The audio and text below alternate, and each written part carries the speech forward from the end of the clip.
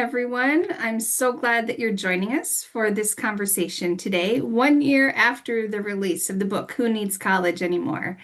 I'm Lisa Larson, CEO for Education Design Lab, and I'm thrilled to be moderating today's session. While Kathleen deLaski's book title is provocative, today is not about a debate about whether college is good or bad, but it's a reality check on what's actually working, what's not yet quite working, and what's changed faster than any of us has expected it to. Over the past year, many of the models that Kathleen spotlighted in her book, from apprenticeships to experiential learning to micro-credentials, industry-recognized credentials, all have continued to move from the margin closer to the mainstream. And in some of these situations, they're delivering on their promise of faster, more affordable, targeted pathways that lead to good jobs and even greater careers. But in others, we're still running into those familiar barriers and still seeing some of those unclear signals that for learners and employers that makes it difficult. Layered on top of this, we see AI. It has been a huge wave coming our way, and AI is reshaping tasks and roles and required skills in the workplace at a speed that our traditional systems simply have not been built for. While AI has lowered the barrier to the need for some technical skills and competencies, it has also raised the bar for critical skills, including critical thinking, judgment, collaboration, and the ability to work alongside intelligent AI tools. And so that tension is forcing us to revisit some of Kathleen's book's core assumptions about signaling human capital, as well as how people prove what they can do. And we don't forget about employers. They're an important part of all of our work in wanting to drive better outcomes. And over the last several years, we've seen companies remove degree requirements from some roles.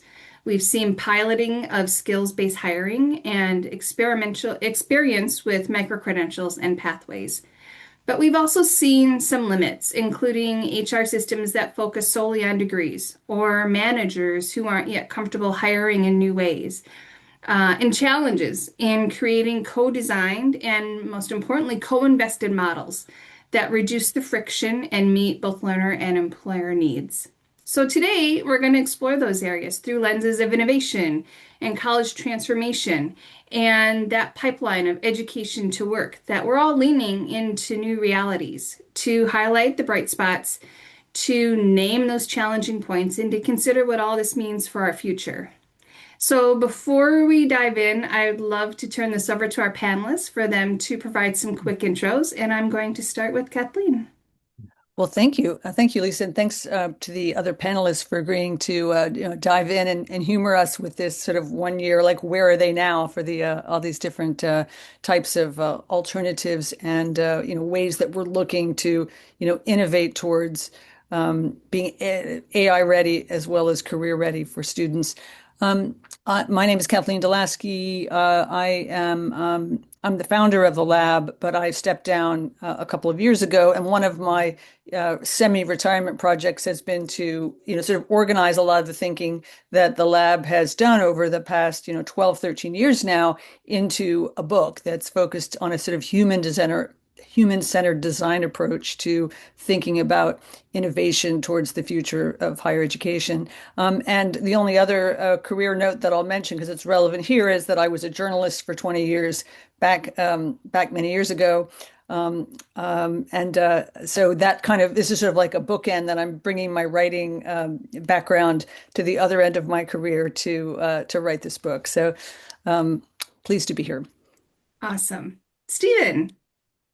Hi, good afternoon, everyone. What a pleasure to join you. I'm Stephen Moret. I'm president of Strada Education Foundation. Our mission is to strengthen the link between education and opportunity, and very much inspired by the kind of thinking in Kathleen's book to help ensure that there are pathways to opportunity for everyone in America, especially those who face the greatest challenges. I've spent the bulk of my career working at the intersection of higher education, economic development, and workforce development, and really looking forward to this discussion today. Thank you. Thank you. And Chancellor Lambert. Yes, well, good afternoon, everybody. Still morning here on the West Coast, and thank you, at Design Lab, Lisa, Kathleen, and for inviting me to be on this panel. A lot of my work has really been about social justice and equity, and how do we ensure economic mobility for all Americans. And so I had the pleasure of being the Chancellor of Foothill-DeAnza, which is located here in the South Bay of California. And prior to that, I was at Pima Community College and then Shoreline Community College. So a total of 20 years in the Chief Executive Officer seat.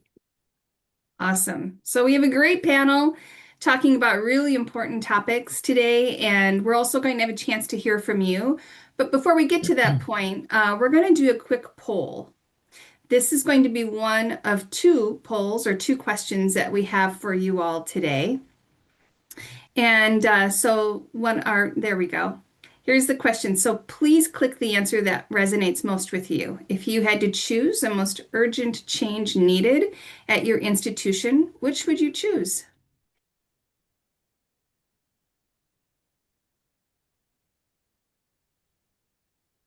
And we'll give that a moment and we'll see what comes up in the rankings of these. Yeah, we need the Jeopardy music. Yeah.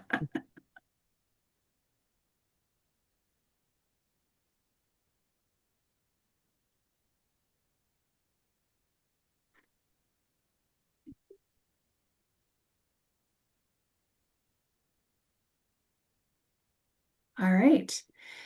So look at that. Alignment of programs with workforce skills comes up. A challenge and an opportunity, right? Of really having better data, better engagement that we all see as challenges that we face across all three people in the work that you do already in the field. And we certainly see it at the lab with our partners. And then we see very close regard for the others of reducing cost barriers, clarifying that value proposition, proving outcomes with better data.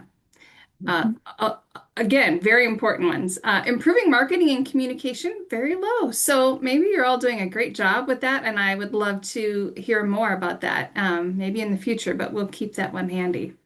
All right, thank you so much for that. You might hear some things that pop up during our discussion today around those areas, so stay tuned. So let's get into our discussion. And for all of you out in the audience, we do have the opportunity for you to share your questions.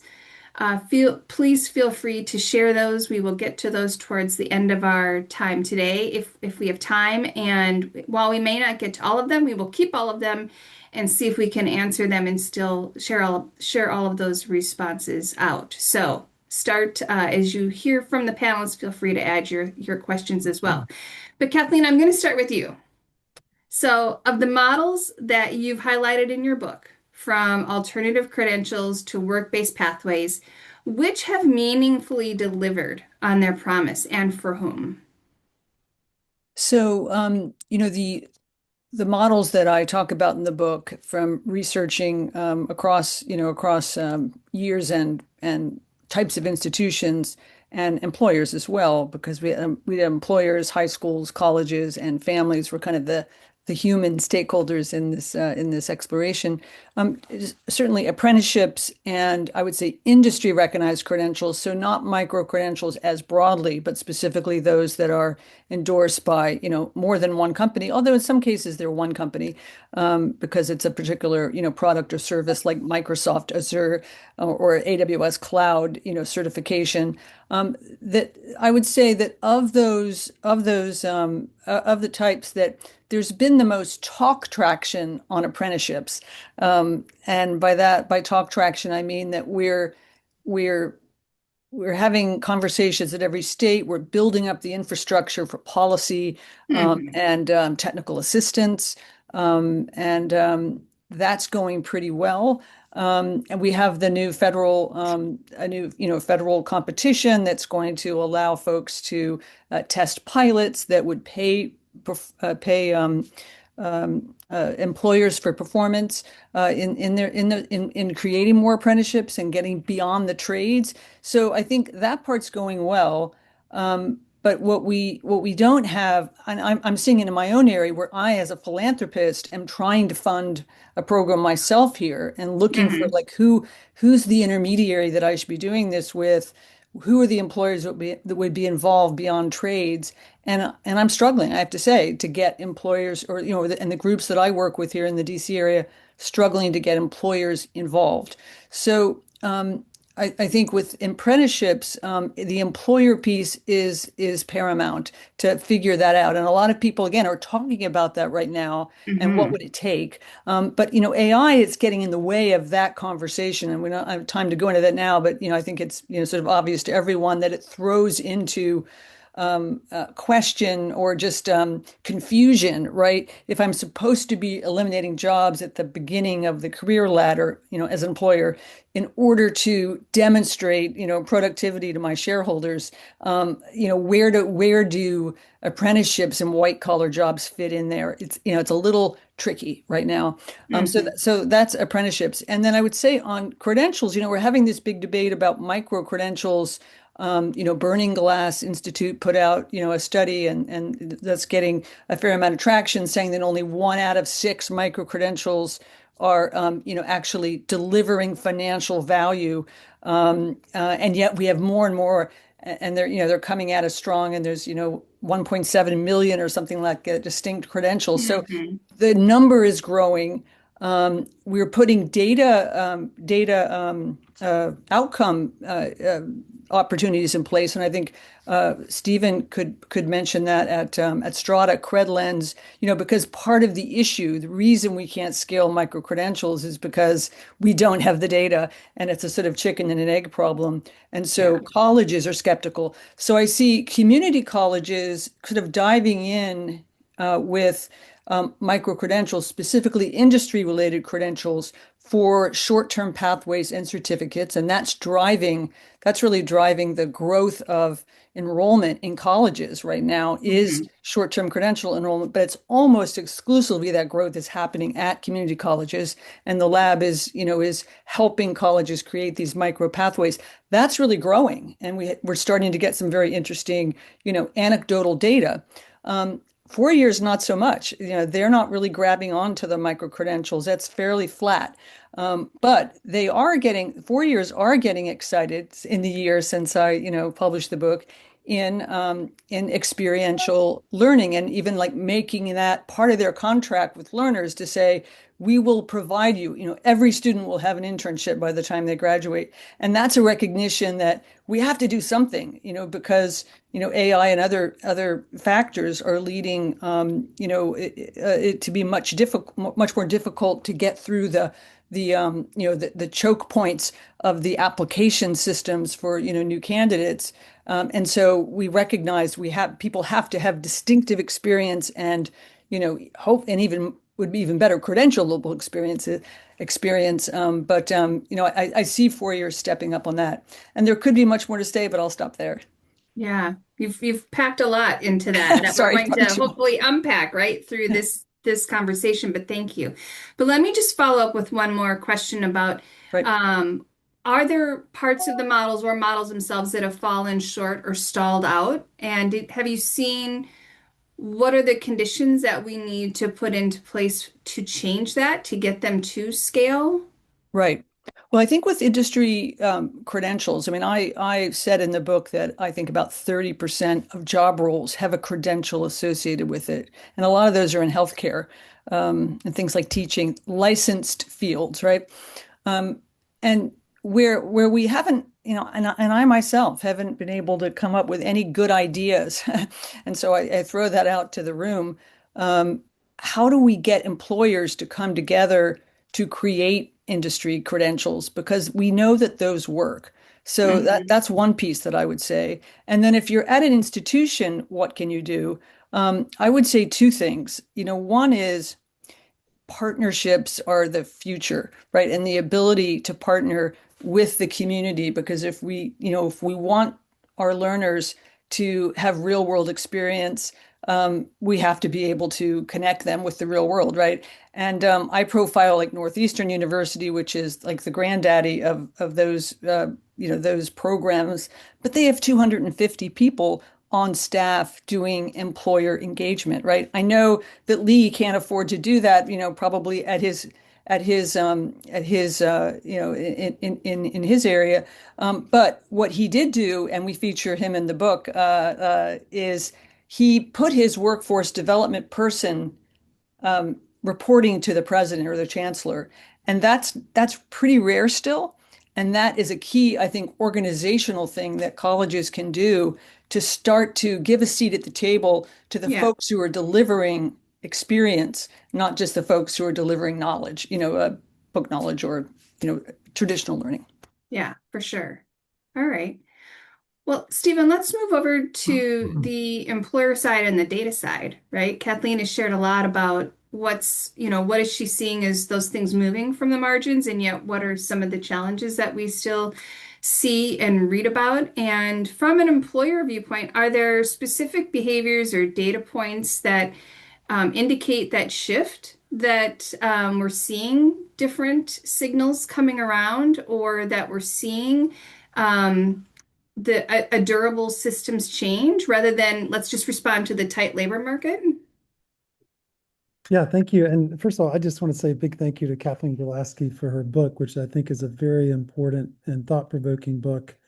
There's a lot of things that are great about it, but one of them that is most inspiring to me is this idea that there should be multiple pathways to opportunity, that we should give people good information about those outcomes to help them make choices, but we should really embrace the full array of pathways to opportunity that are out there. So kudos to you, Kathleen, for contributing that. What I'm seeing among employers, and Strada works with a lot of employers directly. We work with business councils, we work with state chambers, we work with economic development organizations, and we also have a growing employer survey program. One of the really interesting things that we have seen recently is sort of there's this tension between a lot of, I don't want to say hype about AI. It's very, very important. It's deserving of a lot of hype. But there's this sense that everything has fundamentally changed.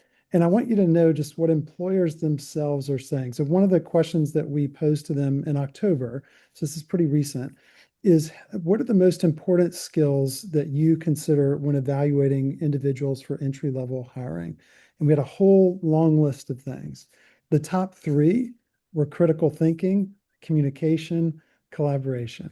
The very same things that were the top three 10 years ago. AI was on the list, and it is obviously growing rapidly, but it was actually close to the bottom. After technical skills, after adaptability, after the other three skills that I mentioned. So I think part of the good news for learners and for institutions as well is these really critical foundational skills that higher education has long focused on are as relevant as they have ever been. If anything, I would even argue a little more relevant than before, because while AI can automate, I use AI a lot. I think it's a great tool, but as anyone who's used it knows, you really need to understand how to weigh what you're getting back. Sometimes it is incredible and it's accurate, and other times it is completely wrong, and you need to be able to tell the difference. So when I think about giving advice to learners in this context, the good news is I don't think that for folks pursuing, let's say, a traditional path like a bachelor's degree, you can be successful studying really just about anything if it is a rigorous program and you develop those core skills that I talked about earlier. I do think there's opportunities for folks to pursue a little bit more understanding of AI and kind of introduce that, but this is not, at least at this point, a wholesale change in what leads to success. The other point that I would make, and Kathleen really hits on this in her book as well, is the power of work-based learning. Just incredibly powerful, even for people that are getting their very first professional job out of undergrad. Many employers, in fact, most employers will rate things like internships or other work-based learning experience equal or higher than academics. And we're going to be saying more about this in the coming months. So there's a lot of change out there. It's important. I think AI is super important and very disruptive.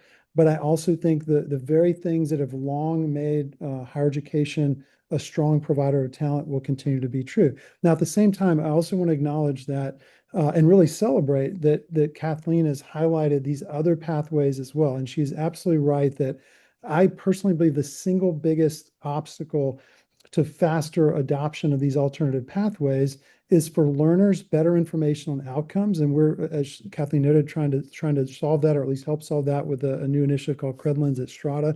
The other obstacle, though, is that employers themselves today really do not have good, reliable tools to evaluate those skills. By the way, when most employers hire a bachelor's degree graduate, the vast majority of the time, they're actually not looking for a particular degree field. They're looking for a bachelor's degree because they believe it's a proxy or an indicator for those Right. core skills that I talked about earlier. So there's a lot to be optimistic about here. And I think that while we want to celebrate a variety of pathways, we don't have to throw out the baby with the bathwater at the same time. Yeah. It's a great point. So Stephen, a follow-up to that, because you shared a lot there about, first of all, those core skills that really haven't changed over time. They're in place. That was reinforced for me last week when I was at a college and it was an industry summit, and they were talking about there's a high percentage of jobs that have now included AI and have what's come with it is a higher salary that's coming with it. But Yeah. again, of those industry members in the room and hiring managers in the room, AI didn't even pop up as a skill that they were looking for yet. So it is something that we have to complement with as you go into the design process. So thank you for highlighting that. But when we think about the absolute necessity around alignment between educators, post-secondary educators, having multiple signals and opportunities for people to get that. And for us, for educators, I say us, because I'm always in that realm, but how do we make sure that the alignment continues to get refined and better, right? How do we help become better partners, better engagement, better co-invested designers on that? Do you have advice on that? Yeah, I think it depends a little bit on the nature of the program. So if we think about like an undergraduate degree, like sort of that quote traditional path of a bachelor's degree, what I think is the most powerful for learners is simply to ensure that they pursue something that is rigorous and difficult and helps them to develop both really excellent, critical thinking skills, communication skills, and ideally at least some quantitative reasoning skills. I'm not Yeah. talking about necessarily calculus or even high-end statistics, but enough that there's a comfort there dealing with math. You put those two things together, plus teamwork, plus work-based learning experience, that will take you very, very far. There are certainly some degree fields like nursing, engineering, computer science, data science, that are really where we actually are creating these artificial barriers because of the cost of the programs. Very often there's restricted access. I think for those programs, state leaders need to work on their funding models to help expand access to those programs where there is high demand among learners and among employers. But for the vast majority of learners, really the biggest gap today is more work-based learning experiences. The strong majority of bachelor's degree graduates in America today do not have a single paid internship before they graduate, the strong majority. A single internship, our research has found with Burning Glass Institute, reduces the likelihood of underemployment by 50%, by half. Now, if I shift over to these alternative pathways that Kathleen is talking about, that we also very much embrace, number one, we need better information about outcomes. I think the work that we're doing in Credlens is going to help. The work with Workforce Pell that the federal government is doing, it'll be for a relatively small portion of those programs, but that will create more visibility about employment outcomes than has existed in the past. I think as that information becomes more available, not just the earnings information, but the occupational pathways as well, that will help individuals to make better informed choices. One of the things that I personally hope happens in the future, and this I think Kathleen would agree would be in line, or at least supportive of her thesis, is that if we're really going to support multiple pathways to opportunity, we should offer meaningful support to all those pathways, at least any pathway that has meaningful uplift in economic outcomes and good wages for its graduates. Workforce Pell is a good start, but it is going to be quite small, compared to the support we provide for degrees. Now, I don't think we necessarily need to make them equal, but I think we should really respect the full array of pathways to opportunity and continue to build on the public funding support for these alternative pathways. Yeah. Mhm. Thank Plus you. one. Yeah. Plus one, for sure. Well, Lee, you've heard now a lot of conversation around AI and around workforce and the new signals, right, that are out there and the partnerships that are needed and the skills that are needed. I'm first going to throw that at you about what's your reflection on that? How are you framing all of that at your institutions? It's a great question, but let me put it into a larger context for a moment because I think sometimes we can get lost into the trees and forget to step back and look at the forest.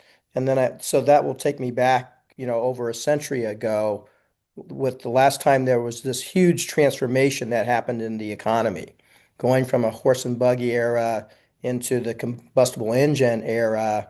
Uh, and there's a lot of disruption there. What I worry about today is we're still talking about the horse and buggy and not talking about what's actually happening. And what I mean is now we're talking going from information highway into an intelligent systems era where all of a sudden AI has become infrastructure.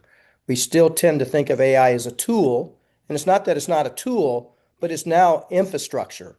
Yes. And not understanding that when you start talking about skills and alternative routes to work and all of that, makes it hard to contextualize in a way that's going to be effective. So with all that said, entry level work is going to go away. At least that's what we're being told, right?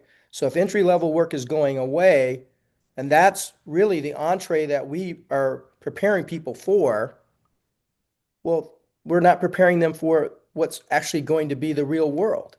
So how do Right. we use our current infrastructure to give them that entry level experience in a hands-on way, in a meaningful way, so that they can step to the next level when they actually go in the workplace. That's why work-based learning, whether it's apprenticeships, internships, on-the-job training, all the different formats become more critical than ever. The problem is we can't do that for everybody. So I think that's where we come in. We can create environments on our campuses where you can get that hands-on, near-term experience by leveraging digital twinning technologies as an example. So I'll stop there. I mean, I can go into a lot more about this, but because we have the facilities to do this, but we have to redesign the curriculum and redesign the whole learning experience to replicate what they can get through an apprenticeship or work-based learning environment. Great point. So if I can just build on what you were saying there, about AI is becoming the infrastructure, right? And it's intensifying the complexity that we see in our community colleges, in the partnerships that we have, in even in our policy world, right? About what we all have to pay attention to. But as a chancellor, right? What does that look like for you on a day-to-day of managing that complexity? Well, one is to define and make sense of it, right? So one of the things that I've done is really borrowing from the work that Jensen Huang, CEO of NVIDIA, talks about, is thinking about the tech stack and these different layers. He can tell you based on that why the US is falling behind China now. So I thought borrowing from that analogy, what if we redesigned our institutions around a similar way of thinking? So if you think about it from an ecosystem perspective, facilities and energy, technology and data, operations, the back offices, student support systems, and then academics and our mission, and the North Star being student success and community impact. Then all of a sudden you start to think about the organization more holistically. And why I say we're now in infrastructure is intelligent, because now data comes from every one of those layers. And Mhm. can you optimize around that data? Because what is happening is what Jensen Huang refers to as manufactured intelligence. That's what has now happened. Uh, and how are we going to leverage all those data points to improve the learning experience? And you can't do that if you don't have the right power infrastructure, modernized transformers, switch boxes, etc., because the compute demands are going to be so great on your institution that it'll shut it down if you don't pay attention to that. So that's what I mean by some of this. But the CEO's got to bring meaning to all of this, create a way for everyone to understand it better, and that's really what one of my focuses has been. Yeah, and just one last thing, because before we started today, we talked a little bit about that. And I said, what is one piece of advice that you might give to someone as they're thinking about AI? And you said, just, give yourself the time to be creative or to be, what were the words that you used? I said, play. Let's Play, yes. get back to being the kid we all started out being, right? And going out and skinning our knees, climbing the fences, climbing the trees, just playing and having fun.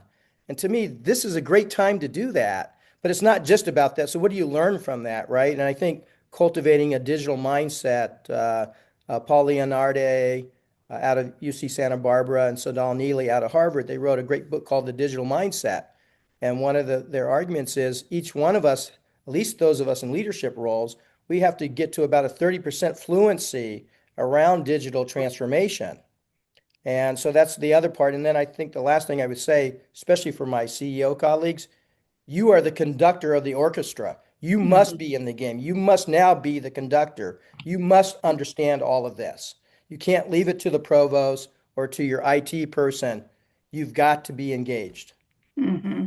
For sure. Wise words. Yes. Great.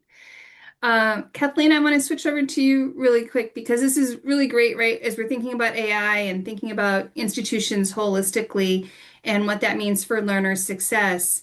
In your most recent article, you note of how you approach speaking opportunities as, we owe students a new learning contract. Mm-hmm. Do you want to talk about that a little bit?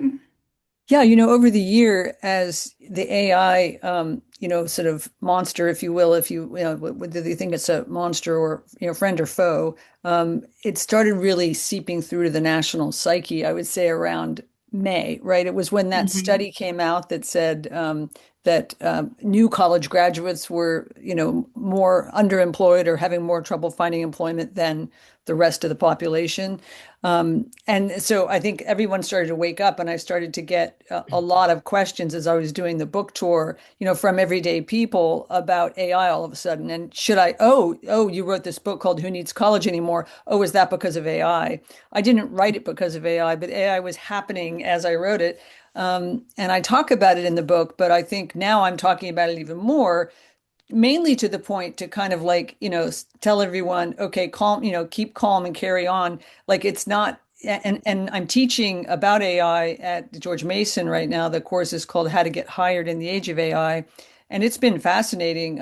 You said play, Lee. We're doing a design sprint with employers, Right. And bringing them in and having the students and the employers work on, okay, how do we manage through this period?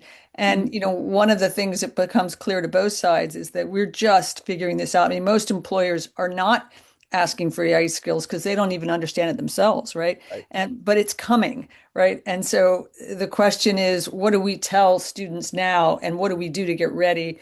And I, to Lisa's point, suggest that we owe students a new learning contract, and the three components of that are: number one is we need to help them with technical skills agility so that they have the ability to quickly move among and between different and to be comfortable learning new technical skills because they're changing. And part of that is how to leverage AI. The second is, I think Stephen brought it up, human skills. I talk about this in the book, but I think it becomes even more important now a year later that we have to not just say, oh, our liberal arts degrees teach you critical thinking. The problem is the students get to the end of that degree and they don't know how they know critical thinking. And if the employer doesn't just say, oh, degree, critical thinking, and ask them a question like, what can you do? Or wouldn't it be even better yet if they could say, I have a black belt in critical thinking, and what does that look like? And how can we create that in a way that employers recognize it across the board? That's like a huge I think nut to crack. And then the third is what we've been talking about, experiential learning, that I think that's part of the contract. So technical skills agility, human advantage, credentialing human skills, and career experience before our students leave college. That's something I've been, on a little warpath about. Happy to come talk to any of your groups about it. Awesome. All right. Well, so Stephen, building on that, if you think about the work that you've all done with the Opportunity Index, do you see if we move from colleges and employers to a broader viewpoint of states, are we getting better from a state perspective? What are we learning? Are there insights that we have takeaways that we should put more emphasis and energy into?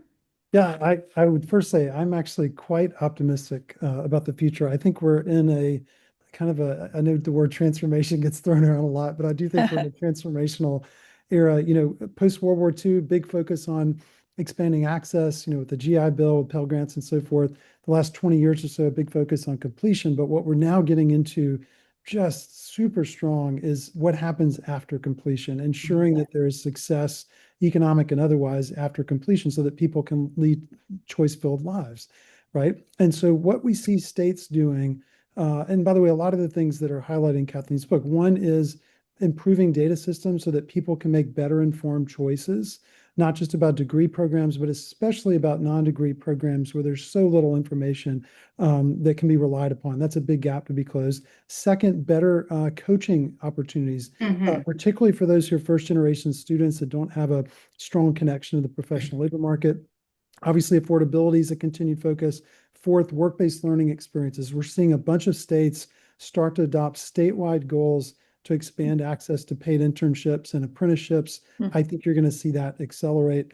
And then finally, employer alignment, making sure that the way we fund post-secondary education doesn't penalize institutions for expanding access to those high-wage programs. So we're seeing good examples of these things all across the country, and I think it's going to continue to accelerate in the next few years. Excellent. Excellent. So we've heard quite a few themes today, right? Work-based learning, experiential learning, the need for really understanding and as you integrate AI that is aligned with those human skills, giving learners a language and an understanding of how to take into consideration the pathways and the opportunities that are out there to make good decisions and really being as educators, being very intentional and leading through this time of from senior leaders to be those conductors around that and being very engaged in it. It's so critical. We have really time for one last question I want to ask of all of you. We'll go person by person of what is one assumption in this space that you wish we could retire? What do we want to let go of? I think it's very simple and is probably the biggest takeaway from Kathleen's book, and that is the assumption that there's only one viable pathway to opportunity. Yeah. I'll pick kind of the flip side of that. This is almost like a double negative, but it's that the assumption that the current degree model is inclusive. And I would just echo what you just heard. We have to move away from this binary degree versus no degree. It's a range of options. It's a menu. It's a salad. It's beautiful, right? We have to honor and respect all of that. And everything matters. The infrastructure class matters as much as the white collar class matters, right? We all are interdependent. And could I just sort of put a ribbon on this to say that I feel like what we're all talking about are things that I feel like colleges have to do them rather than to think that we're going to start up agencies and that these other alternative models are going to get funded and done in some other way. Why can't they be done inside of colleges? And I know apprenticeships are, community colleges are starting to take apprenticeships on board, and everyone's looking at, micro credentials but our institutions have trust. They do have trust more than most institutions these days. And why shouldn't they be the ones to, sort of expand their offerings, and because Yeah. no one else is going to be able to do it. Right. Yeah, I mean, maybe just to continue to put a bow on that, you talk about, the vessel is the degree, right? Hmm. And Hmm. what you're talking about and what you've all mentioned is that to get better, we work on the components to get to that degree of where do we need to make those small engagements and improvements, right? If we can't do internships or apprenticeships for everyone externally, what do we do internally, right? If we think about the stackable credentials that are going to help people move through at a pace and a time and affordability factors, that gets changed. So it's really such an important message, I think, that you've all spoken to here this afternoon. That makes great sense. And I want to just say a big shout of thanks. I wish we had all day that we could continue to ask questions and learn from you. But we are going to move to questions from everyone here today. And I bet there's a bunch of them that have been put together. Before I get to those, though, we are going to move to our final poll question. And so as that comes up, again, I'm going to ask you just to pick the response that is most reflective of your needs right now. Where might AI create the greatest impact for community colleges?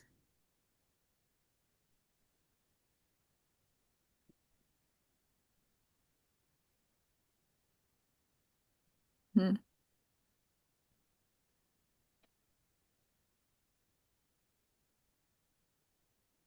Some good ones here. Yeah.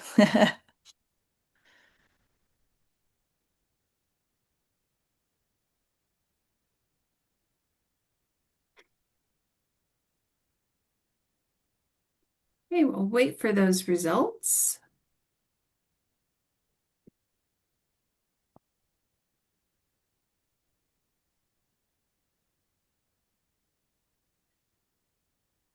Yeah, skill mapping and competency validation, right? The skills validation of how will we know? And not only how will we know, how will employers know?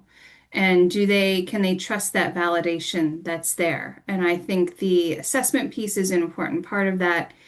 And then how are we tracking that to the outcomes that we need, right, for individuals? But you see some of those, and then the curriculum development certainly aligning to those market shifts. But as importantly, the student advising and navigation and supports that students are going to continue to need. And interestingly, which I think is also a huge support piece, is faculty productivity and course design. How can we help Mhm. with resources for faculty to remain at the speed of business, right? As one of our good friends that we all have in common says often. And it's just so important to be able to have the resources for all of us to maintain the rapid change management that we have in front of us. Oh, Holly Zanville says we needed to have an all of the above Yeah. selection. So you're hats off to you, Holly. You're right. Right. All right, so I have a set of questions here. We have about 10 minutes I'm just going to go through a few and get some responses on. Yeah, So great Lee, questions from this group. Yeah, we're there's seeing a them in lot, the and chat. we Yeah. will get to them. I will share these out with our panelists and we'll get some responses for those that we don't have time for and certainly share those Yeah, out. we can't answer them from the stage, unfortunately, right now. Right, right.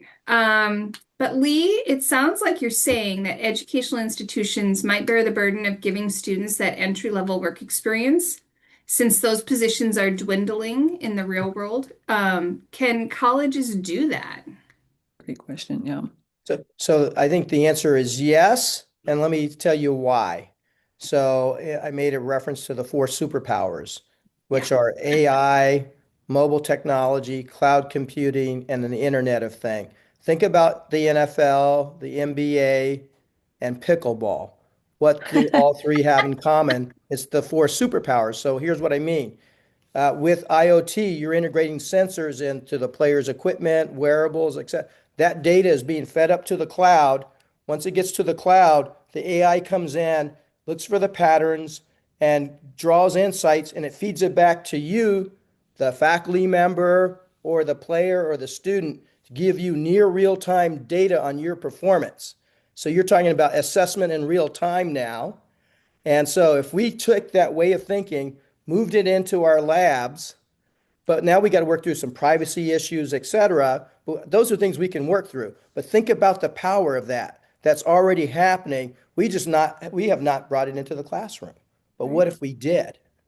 And we use that environment to work with employers to define those entry level things they should learn there before they come to the workplace to approximate what you do in an apprenticeship or an internship or an OJT.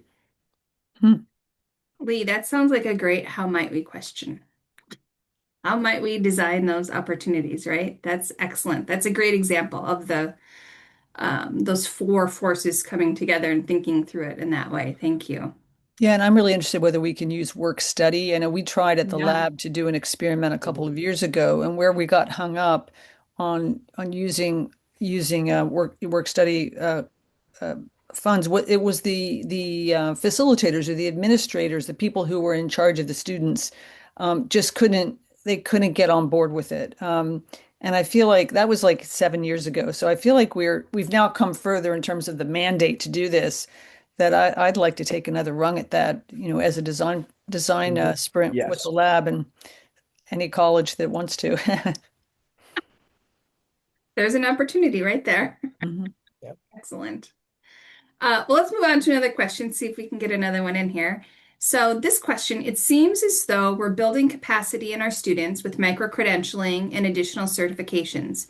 I'm wondering if employers have the infrastructure, SOPs, and other supports to recognize, acknowledge, and open their doors to get real world experience. And if that gap exists, what can we do to support the employers in our areas to ensure our students' credentials are accepted? Mhm. Well, I know I was just talking yesterday to a company that WGU, who is a leader in skills-based transcripts that they acquired called Craft, if any of you have heard of them, and they are trying to take on this issue of how do we be kind of the backbone or the technology backbone for employers to recognize um, learning, when they come to us. Um, and I was pushing the person to also think about not just being the record, in other words, to help students get credit and to help it get back to the transcript. But what about if you also were able to do assessments? Because I think that's the other missing piece, is that how do you get assessed beyond he showed up, she showed up, they showed up? How can we assess work that happens in the workplace? Because Mhm.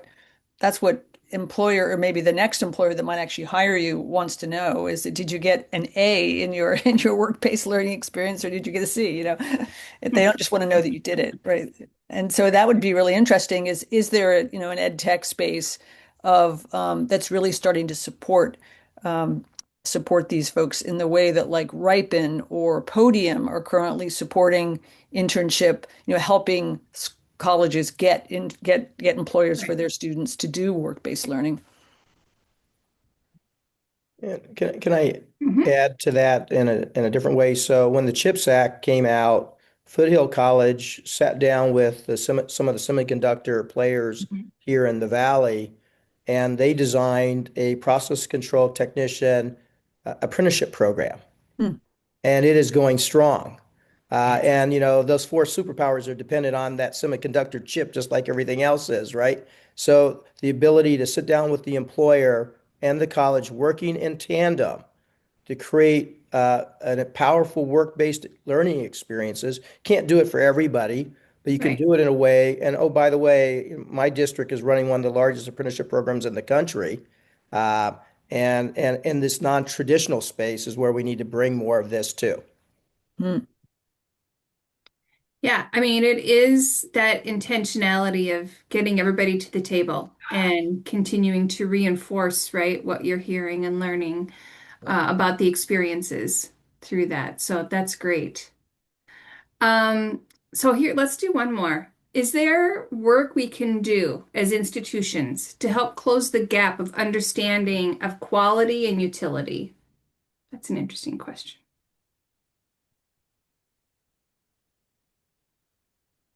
Um, I wonder what they mean by quality versus utility. don't know, Stephen, did you mention something about that? Was that part of your discussion? Well, I do think that I think a lot of times when we talk about alignment, people will think about, oh, we should get people to study this versus that. And, Hmm. I actually used to think that myself, and I don't anymore. I don't really think this is an either or choice. I think post-secondary education, when it works really well, equips people with capabilities that they can do lots of different things, right? But what we have learned though is um, career there's a snowball effect to it. Like the first job that someone gets is actually highly predictive of where they'll go in the rest of their career. And what I mean is if a person graduates college, or for that matter, a non-degree program, but if you get a good job, one good like professional job, the vast majority of folks in that position will be in that sort of good job labor market for the rest of their career. They may change, occupation, they may change company, but they will always be in some kind of good work. So helping position people to launch successfully is, I think, one of the most important things that we need to ensure that we do with post-secondary education, especially the more expensive, the more time consuming the program is, the more important it is to achieve that. I wanted to hit on, there was a comment made in the chat. Think it was, I think it was Gregory actually, who was sort of talking about how do we define higher education ends and how success should be measured. Yeah, that was There's good. a former president of Harvard, Derek Bach, who wrote a great book. I think it was the one called Our Underachieving Colleges. But one of the great things he talks about is the multiple purposes of post-secondary education. Almost everybody that goes to college wants to get a good job, but almost everybody, that's not the only reason that they're going, right? And Hmm. this doesn't have to be like education is one thing or another. I think it can do both well. And I think the way to resolve this is to say anyone who pursues a post-secondary education program, whether a degree or something else with an objective to get a good job, that we will deliver on that at least at some level. That doesn't mean that it has to come at the expense of all the other great things that post-secondary education is about. And that to me is a really exciting future because it's a future that doesn't mean, selecting certain fields over others. It's a really empowering one and helping enable people to explore their own interests and really have agency in how they pursue their careers. Hmm. Mhm. Kathleen or Lee, do you want to add to that? No, but I wanted us to have time. I know we talked about this ahead of time because one of the things that I've been most excited about this year is watching the progress of community colleges and micro pathways. And I know we Hmm. didn't really get to just have you say because what's interesting to me is the micro pathways have become you're doing it at like 130 colleges now, Hmm. and entire states are signing on. And what it says to me is that people are using this sort of design mechanism, if you will, to accomplish a lot of the different things that we're talking about that are alternative pathways. Like it's gone beyond saying, okay, let's help people get a couple of micro credentials and call it a micro pathway and work with employers to set it up. But it's gone beyond that. And at least I don't know, it might be a happy note to end on for us because it's exciting. Yeah, I mean, the micro pathway work, and I think you and Lee helped to really frame this in the beginning, is it's that first door to bigger innovation, right? It's the opportunity to think through what might lie beyond or be available beyond thinking that we can stack credentials. And in Mhm. learning that, we've learned really important insights and information around what does it take in terms from a leadership perspective to drive a mindset change, to Yeah. have different signals? What does the language have to be consistent with your partners and your internal staff around the changes that you're making? How is that driving to then the changes that you're making within your practices and processes and policies, not just about this new credential, but about what we're learning about the learner journey and how that leads into that employer journey. And ultimately, what are the biggest barriers that we see, which is that co-investment and co-designing with employers. So kind of goes beyond, it has to go beyond an advisory meeting. It has to be really a transformational relationship, that we have shared language across the partnerships from community-based organizations and employers, learners, the college institutions themselves, that we have a shared expectation of how we're going to gather that and iterate and improve on that. And then ultimately, what does this lead to in terms of policy that we should be driving towards, right? We should have a stackability policy out there. We should be thinking about if we have more than one signal and it's, micro credentials, what's the stackability policy around the currency of credit and non-credit, around funding and financial aid, around getting rid of the administrative burdens that we have in this work, of program approval and accreditation that it's going to take, and of course the data reporting, right? That we want to be able to share those outcomes and drive to where the quality is and the opportunities are, for sure. Yeah, well, thank you, because that's wanted to make sure we left people with, that's one of the best things happening this year since I published the book. Well, thanks, Kathleen. And thank you to Stephen and Lee so much for today. Appreciate all that you've shared with us and inspiring us to lean into designing the future that we need and want. And what we've learned today is that there's no single institution, sector, AI tool that can solve this learn to work puzzle. We all have to work together on this. The progress that we're seeing when we all come together with learners to co-design and share data and stay honest about what's working and isn't, that continues to be our work ahead, and to turn promising models into the durable systems that we're all looking for and need, and to ensure that we're not narrowing the band, that we are in fact expanding the band for everyone who gets to participate in the economy of the future. So again, thank you all for participating. Today, I encourage you all to head out to our website and learn more about our program, sign up for our Innovator Network, and have a great rest of your week. Thanks again, everybody. Bye-bye. You, Lisa. Thank you, Stephen and Lee, Thank too. you. Okay. Thank you so Kathleen, much. Bye Lisa, all. Stephen. Bye. Bye.